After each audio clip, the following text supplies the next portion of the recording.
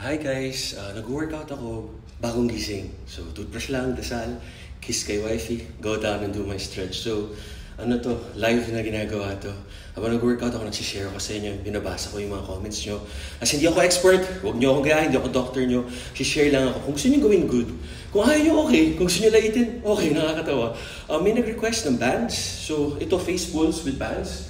Yung yellow magkaang, yung red, medyo mas mahirap. Tapos yung black talagang mahirap, yung ano niya, tension. So face pulls, ganyan, hold, tapos angat ang konti. Ayan.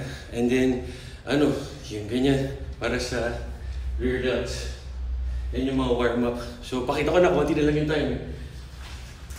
Okay. Ito. Face pull.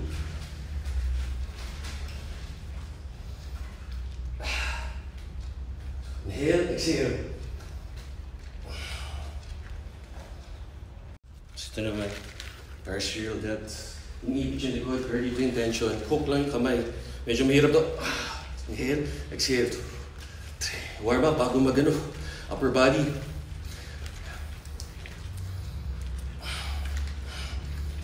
After nyan, ganyan. Para ma-stretch yung likod. Yung kaya nyo lang ha. Yung range of motion na kaya nyo. Hindi ko sinasabing gawin nyo to ha. Ito yung nag-work sa akin. Kasi sa 37 years ko pang magbubuhat. Marami tayong injury, tsaka 45 years old na ako, matanda na.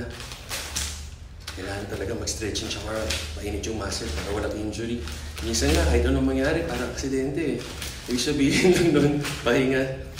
Makinig tayo sa katawan natin.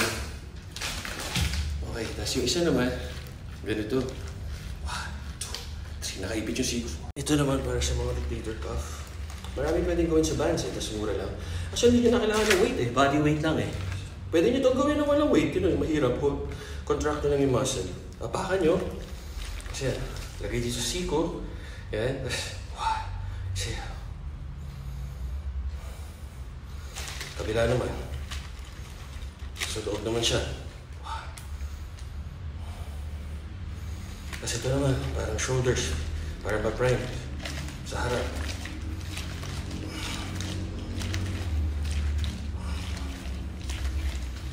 Para buong shoulder and hip, all 3 heads, rear delts, front. Tuloy-tuloy mo. 15 reps, tapos last ganito. Exhale. Try nyo, nakakapangit. Hope this helps yan. Mawala yung mga aches and pains.